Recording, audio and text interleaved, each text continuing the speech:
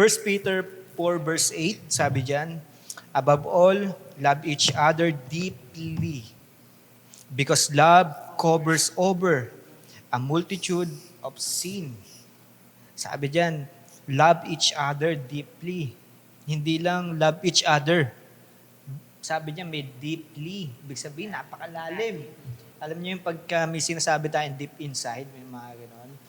Yung pagka may sinasabi ka, pero deep inside, yun, gano'n. Ibig sabihin, meron pang kasunod, meron pang mas malalim. Sa sinasabi dito ng scripture, kung magmamahalan kayo, hindi lamang sa salita, kundi sa ikabuturan ng ating puso. No? Sa kailaliman. Sabi niya, bakit? Because love covers over a multitude of sins. Basahin natin sa Tagalog para damang-dama natin. No? Sabi niyan, higit sa lahat, above all, higit sa lahat, mga kapatid, magmahalan kayo ng tapat. Ibig sabihin, sabi nga deeply, ibig sabihin totoo, tapat. Sapagkat ang pagmamahal ay pumapawi ng maraming kasalanan. Parang pamilyar. No? Alam niyo kung saan siya pamilyar? Sa John 3:16. No? Sabi doon, gayon na labang ang pag-ibig ng Diyos. Naipakita doon sa John 3:16, yung pag-ibig, ibig sabihin ng pag-ibig, may sakripisyo. At bakit may sasakripisyo? Ibig sabihin, may punishment. Kaya may punishment, dahil merong sin. So, ibig sabihin, mga kapatid, yung love, yung pagmamahal, kaya niyang alisin. Sabi diyan, pumapawi, hindi tinatakpan. Kaya niyang pawiin yung kasalanan. No? Actually, ito po ay para sa magkakapatiran. Applicable naman talaga siya sa family rin. Kaya ilalagay po natin siya sa family. No? Alam niyo, mga kapatid, meron ako napanood sa anong palabas yung Tadhana ba yun? Sa TV. 3 taon silang hindi nagpansinan ng kapatid niya. Kaya. Grabe. May ganun talaga. Grabe, no? Kaya yun. As in, di sila nagpansinan. At ito, matindi. Nag-search pa ako, sabi ko, ano yung pinakamatagal na, sabi ko, nakalimutan ko yung search ko yung English niya. Basta, kung ano yung pinakamatagal na hindi nagpansinan sa pamilya. Meron tong 2 mag-asawa, Japanese ata yun. Pagka, di ba kinasal sila, tapos dumaan ng ilang buwan, parang 1 taon na ata may higit. Tapos, nagkaroon sila ng tampuan, napakababaw lang dahilan. Alam niyo po, hindi sila nagpansin, hindi pinansin ng lalaki, yung babae. Hulaan niyo kung ilang taon? 10 years? 20 years. Grabe naman. Mag-asawa yun. Mag-asawa, meron silang 3 anak. Kakakasal lang. Ibig sabihin, meron silang relationship, pero hindi ganun ka-lalim. Tataas ng pride. Nasa isang bahay, nagsasama. Isipin mo kung kinasal sila ng 20 years old sila, plus 20 years, 40 na sila, doon pa lang nila na-experience yung, alam mo, pagpapatawaran. Parang doon pa lang magsisimula yung tunay nilang buhay mag-asawa. Bilang mag-asawa. Grabe, no? So, ibig sabihin, mga kapatid, makikita natin dito na kung papaano yung pagmamahal dapat ay meron sa isang pamilya. Hindi lamang umiikot sa mag-asawa, kundi sa buong pamilya. Kanina, in-example ko magkapatid. Ngayon, in-example ko mag-asawa. Para buong buo, no? Sabi niya sa points number 1 natin, our time with our family is stolen by bitterness. Totoo, mga kapatid. Yung example natin kanina. Yung 20 years, imbis na napakaganda ng journey ninyo mag-asawa, Bumuo ng moment. nawala dahil sa bitterness. Dahil merong hate. Dahil nawala yung tunay na pagmamahal, mga kapatid. Kaya ibig sabihin, yung bitterness, yung hindi pagmamahal ng tapat, ay kayang kunin yung time natin sa ating pamilya. Tandaan po natin, mga kapatid, no? Yung family natin, yung family, yan ay disenyo ng ating Panginoon. Amen po. Disenyo yan ng ating Panginoon. So, ibig sabihin, kung yan ay dinisenyo ng Panginoon, yan ay regalo ng Panginoon sa atin. Kung hindi natin pinapahalagan yung ating mga anak, hindi natin pinapahalagan yung ating mga magulang, ibig sabihin, yung regalo ng Diyos sa'yo, hindi mo pinapahalagaan. Kaya pala mga kapatid, no, sabi ng Panginoon, kahit mismo yung pag-aalaga ng anak, yung pagrespeto sa magulang, yan ay worship. Yan ay worship. Ibig sabihin, nalulugod ang Diyos diyan. Kasi yun talaga yung gusto niyang makita. Gusto niya na makita na nakikita mo lumalaki yung anak mo. No, nakikita mo, nag-aaway sila, mga bata pa lang. Nakikita mo na lumalaki, inaalaga mo, pinapayo mo. That's worship. No? Pero hindi mangyayari yon kung ikaw nagpapalamon sa bitterness. Mawawala yung time. Mawawala yung sinasabing quality time with the family. Amen? Kaya anong nangyayari po, mga kapatid, ito po, anong nangyayari? Kung puro bitterness ang family, saan tatakbo ang isang family member? Sa ibang tao. Sa labas. Sa labas. Sa labas, no? Kaya maraming napapariwan. Oo, kasi may bitterness may tension sa family Alam mo na, natatakot ka magsabi, lalo na sa mga anak, no? Natatakot magsabi kasi papagalitan ka agad Natin hayaan. Yung number 2 natin, our relationships are restored by the love and forgiveness of Christ. Totoo po mga kapatid, aminin natin na hindi natin kaya i-restore yung ating pamilya, yung relationship ng ating pamilya, yung closeness. Walang ibang makakapag-restore niyan, kundi ang pagmamahal ng ating Panginoon. Makikita natin dyan na yung pagmamahal ng ating Panginoon, actually, ito po mga kapatid, yung sinasabi niya na ang pagmamahal ay pumapawi ng kasalanan. Yan po ay definition ng kung paano tayo minahal ng ating Panginoon. Applicable po yan sa family, mag-asawa, magkapatid, magkaibigan. Pero ang focus natin ngayon, family muna. So yung number 3 natin, love and open communication can conquer many sins. Ito po yung sinasabi natin kanina. Yung love, yung pagmamahal, yung matinding pagmamahal natin. At yung may open communication. Alam mo yung kahit awkward, alam niyo minsan ganun ako ganun ako minsan kay mama, kay papa. Kahit, alam mo yung may tension, tapos lalo na pagka hindi nagpansinan dahil may nangyari, binabasag ko yung moment Bigla akong pinapansin May ganun ako kasi kailangan Kailangan mawala yung ganung tension. Kailangan, mararamdaman mo yan, lalo na kung ikaw ay Kristiyano. Alam mo na hindi dapat ganun Alam mo na dapat yung tampuhan, huwag mo nang paabutin ng kinabukasan. Kung umabot naman kinabukasan, umaga pa lang, pansinin mo na si mama, si papa. Pansinin mo na si bunso, si panganay, si anak, no? So, makikita natin dito mga kapatid na yung hindi lang sa communication, hindi lang yung open communication, kundi may paramdam din natin yung pagmamahal. Kaya yung pagmamahal natin, dapat overflowing yan. Hindi lamang dapat overflowing, dapat kumikilos din tayo. Amen po. Amen. Yung ating exercise, nilagay ko siya exercise kasi para iba. No? Save our relationship while we still have time. Sabi dun sa Psalm, nakalimutan ko nung verse yun. Sabi dun ng psalmist, Lord, tulungan niyo ako na bilangin yung mga natitira kong araw. Tulungan niyo ako na matuto ako na yung araw ko pakonti ng pakonti. Kasi bakit mga kapatid? Kung alam natin na pakonti ng pakonti yung araw natin, dapat patindi ng patindi yung pagmamahal natin sa pamilya natin. Dapat, etong time na kasama natin yung ating pamilya, dapat mas sinusulit natin. Yes. Hindi yung sinusulit na nagmamadali na bukas mamatay na kasi. Hindi ganon. Yung pang relax ka, na-appreciate mo lahat ng bagay na, hindi lamang dun sa magkasundo kayo, kundi pati rin dun sa hindi kayo magkasundo, dapat na-appreciate natin. No? Minsan, ang hirap nga lang talaga, pag nandun ka sa mga diskusyon, lalo na sa mag-asawa, no? Parang gusto mo talaga, ito, ba't ikaw pa, pinakasalan ko May mga gano'n, no? Parang, Dapat ito binigay ni Lord eh. Kasi may gano'n eh, no? Tapos lalo na pag di Kristiyano, kung ano na pa sinasabi, no? Parang yung bahay, imbis na maging heaven, nagiging impyerno. Demonyo ka!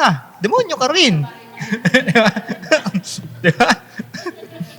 Kaya yung anak na bata, nasaan ba ako? Parang puro demonyo ata nandito. So anyway, mga kapatid, sabi diyan, save our relationship. Ligtas natin. Ibig sabihin, kung meron pang time, no? Yung relationship natin sa ating mga pamilya, i-keep natin yan. Lalo natin pag-apuyin habang tayo ay may oras pa. Amen po. Exercise number 2. Forgive through Christ and for Christ. Pagpatawad tayo para sa Panginoon. Magpatawad din tayo sa pamamagitan ng pagmamahal ng ating Panginoon. Amen po. Alam nyo mga kapatid, ganito po, technique. Technique po mga kapatid. Kapag talaga titignan natin, halimbawa, asawa niyo po, pagka tinitignan mo talaga ang asawa mo na talagang nakakabwisit talaga na hindi mo talaga mapatawad sa oras na yon, wala kang ibang titignan kundi ang Panginoon na lang. Kasi sa totoo lang mga kapatid, halimbawa sa magkakapatid, kapag tinitignan mo talaga yung kapatid mo na wala na talagang ginawan tama, parang ayaw mo talaga patawarin, wala kang ibang titignan kundi ang Panginoon na lang. Hindi ka tandaan niyo po, mga kapatid, ang pagpapatawad ay hindi base sa nararamdaman natin. Ang pagpapatawad ay decision. Hindi yan sa kung ano, hindi yan dahil masaya ka, kaya ka magpapatawad. Hindi yan dahil malungkot ka, hindi yan dahil napupuno ka na, kaya ka papatawarin. Hindi. Ang pagpapatawad ay decision. At mga kapatid, wala po sa Bible na sinasabi na ang pagpapatawad ay suggestion. Ang pagpapatawad, hindi siya suggestion. Yan ay commandments. Utos po yan. Hindi yan sinasuggest ng Lord. Sinasabi talaga ng Lord, magpatawad ka. Hindi sinasabi ng Panginoon na, gusto mo magpatawad ka? Pwede bang magpatawad ka? Parang gumaan naman pakiramdam mo. Hindi. Inuutosan ka talaga ng Panginoon na magpatawad ka. Sabi nga dyan, sabi ng Panginoon sa Lucas, if you want to follow me, you must deny yourself. No? Ano mang mga hate, ano mang mga lungkot, ano mang mga nararamdaman, kakalimutan mo talaga para sa Panginoon eh. Kaya, pagka tinitignan mo yung asawa mo, yung kapatid mo, yung magulang mo talagang nakakainis, hindi mo sila papatawarin dahil sa tingin mo sa kanila. Papatawarin mo sila dahil sa tingin mo sa Panginoon. Amen? Amen. So, pagpatawad tayo, alang-alang sa ating Panginoon. At alam niyo po mga kapatid, kung ang tingin natin sa mga asawa natin ay hindi karapat-dapat patawarin, kung ang tingin natin sa mga kapatid natin, sa mga magulang natin na hindi karapat-dapat patawarin, paano pa kaya ang tingin ng Diyos sa atin?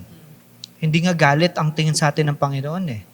Puot, mas malalim, mas inis, galit, puot, napakalalim. To the point na dapat tayong maparusahan. Ganon katindi ang tingin ng... Isipin nyo mga kapatid, simula nung isinilang tayo, nakikita ng Diyos mga pinagagawa natin. Isipin mo, paano pa kaya isipin mo, yung asawa mo na hindi mo naman talaga nakikita lahat ng ginagawa niya, naiinis ka na, ayaw mo na patawarin, Yung magulang mo na hindi mo naman talaga nakikita kung ano lahat ng ginagawa niya. Paano pa kaya ang Diyos na nakikita lahat ng ginagawa mo? Pero alam nyo, kahit nakikita ng Diyos na ang dami nating ginawang pagkakasala, yung pagmamahal niya at pagpapatawad niya, pinaramdam niya pa rin sa atin. Kasi mga kapatid, mas matindi ang pagmamahal ng Diyos kaysa sa nagawa nating kasalanan. Amen po? Amen. Kaya ganun din tayo eh. Hindi ko po sinasabing ora mismo magagawa natin. Hindi ko sinasabing imposible na magawa natin. Ang sinasabi ko po, magagawa po natin dahil sa tulong ng ating Panginoon. Amen. Amen po. So, forgive through Christ and for Christ. Number 3, exercise number 3 natin, overcome deep wounds and with deep love. Overcome deep ones with deep love. Kung malalim ang sugat, malalim din dapat ang pagmamahal. Amen po. Kasi alam niyo po kung saan nagsisimula yung malalim na sugat? Sa malalim na relasyon din eh. Kung mas close ka sa isang tao, kapag na-open ka niyan, mas masakit. So kung malalim yung relationship yung dalawa at na-open ka, malalim din yung pagkakasakit, dapat mas malalim pa rin dapat yung pagmamahal mo. Amen. Kung may lugar na malalim yung relationship nyo at nagkaroon din ng lugar na lumalim yung sakit na nararamdaman ninyo, dapat meron din lugar na mas malalim pa sa pagmamahal ninyo sa isa't isa. Amen po? Amen. Kung malalim ang sugat, malalim din dapat ng pagmamahal. Amen po? Amen. So, ito pala yung ito pala yung mga sagot. Ito pala yung mga dapat nating gawin. I-exercise, i-work out, i-apply sa ating buhay, sa ating pamilya, upang mas lalo pang ma-embrace natin yung ating family. Amen po? Amen. So mga kapatid, yung ating number 4, family symbolize Trinity. Hindi ko alam kung ano pakiramdam ng ating Panginoon noong time na yon. Sabi niya, hindi maganda sa lalaki na nag-iisa. So ibig sabihin, hindi mo matatawag na family kung isa lang. Sabi niya, kailangan may kasama. So nilikhahan niya si Adan at sumunod si Eva. At doon, ang saya-saya ng ating Diyos. Ang saya-saya niya. Makikita natin na yung kung paano nilikha ng Diyos yung sila Eva at Adan, dapat ganun din tayo. Ang ibig sabihin, yung original na plan ng Diyos na maging maganda yung pamilya, buo, dapat ganun din sa atin. Ma-apply natin. Inulit ko po mga kapatid, hindi lamang sa mag-asawa yung family ha. Kung may anak, kung may nanay at anak, family po yun. Kung may tatay at anak, family po yun. At ako po ang aking paniniwala, family ay hindi nalilimita sa dugo. Hindi porke hindi mo kadugo, hindi mo na pamilya. No? Naniniwala ako na ang family, yan ay sa pagmamahal ng isa't isa. Amen po. So, paano ko masasabi na na family is symbolize Trinity? Kung papaano nagkakasundo ang Diyos Ama, Diyos Anak, at Diyos Espiritu, ganoon din dapat ang pamilya. Kasi yung family natin, sinisimbolo yan ng Trinity. Kung paano hindi mo dapat paghiwalayin yung pamilya, yung Trinity, ganoon din dapat yung ating pamilya. Kasi ang totoo po, isipin mo, saan nakuha ng Panginoon yung concept ng family? Natanong niyo na po ba yun? Natanong niyo na? Ngayon pa lang, saan nakuha ni Lord yung concept ng family? Kasi pwedeng wala namang family. Alam niyo po ba kung saan? Walang iba kundi Trinity. Hindi mo pwede paghiwalayin. Hindi pwedeng hindi magkakasundo. Hindi pwedeng yung isa, iba plano. Yung isa naman, iba rin. So, ibig sabihin, ganun pala dapat ang disenyo ng ating family. Kung paano nagiging perpekto ang Trinity, alam niyo po, sabi doon, ang Diyos ay perpekto. Ang Trinity, perpekto yan. Ibig sabihin ng perpekto, punong-puno ng pagmamahalan. Synchronize. No? So, dapat pala ganun din ng family. Kasi doon talaga nakuha ni Lord yung concept ng family eh. Galing, no? Mga kapatid. So, ibig sabihin, wag natin hayaan, ang pinaka-point lang po talaga nito, wag natin hayaan na yung family natin is magkaroon ng gap sa relationship ng bawat isa. So sabi diyan, embrace family with the love of Christ. Sinabi po natin dito na love of Christ kasi yung pagmamahal natin nagpe-fail. Sa Ephesians, sabi sa Ephesians, mga asawang babae, mahalin ninyo yung inyong asawa, irespeto nyo, magpasakop kayo. Magpasakop kayo at sabi dun sa mga katatayan naman, mahalin ninyo ang inyong asawa tulad ng pagmamahal ni Kristo sa church. Ganito po ang example po niyan. Yung church, Yung nanay nagpapasakop sa asawa. Kaya yung church natin, nagpapasakop yan kay Kristo. Okay? Kung ano yung sinasabi ni Jesus, yun ang ginagawa ng church. Ganun din po sa isang pamilya. Kung ano yung sinasabi ng padre de pamilya, parang siya yung nagmimisulan Jesus sa bahay, dapat nagpapasakop ang buong pamilya. Ganun din po yung asawa. Ngayon, ano naman ang kailangan ng church? Pagmamahal na mula kay Kristo. Sa ganun po, ang lalaki, kailangan niya respeto. Ang babae, ang kailangan niya pagmamahal. Nakikita natin yung pagkakaiba nila. Ang babae, gusto niyan love. Yung pagmamahal talaga. At yung love din yung pinoproduce niya sa buong pamilya. Yung lalaki, ang kailangan niyan respeto. Para ma-experience ng pamilya natin na wala sa church, para ma-experience nila kung ano yung meron sa church, tayo mismo magpapa-experience sa kanila.